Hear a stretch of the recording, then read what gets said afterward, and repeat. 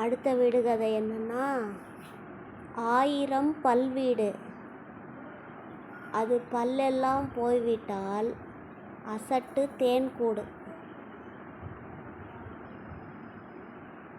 என்னன்னு யோசிச்சிட்டிங்களா? அது என்னதுன்னா மக்காச்சோளம். மக்காச்சோளத்தில் 1000 பல் இருக்கும்.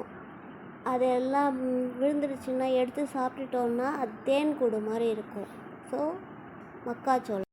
அடுத்த விடுகதை, சின்ன சின்ன கோபுரம், சிங்கார கோபுரம், தின்ன தின்ன தித்திக்கும் திருச்செந்தூர் கோபுரம்.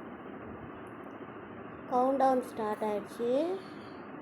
இதுக்கு ஆன்சர் என்னதுன்னா, இதுக்கு ஆன்சர் அச்சு வெல்லம், ஜாகரி.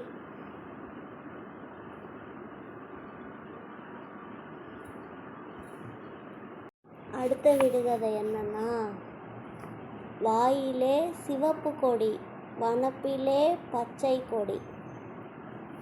வாயிலே சிவப்பு கொடி, வனப்பிலே பச்சை கொடி. கவுண்டவுன் ஸ்டார்ட் ஆகி முடிய போகுது. யோசிச்சு பாருங்கள். இதுக்கு என்ன ஆன்சர்னா கிளி.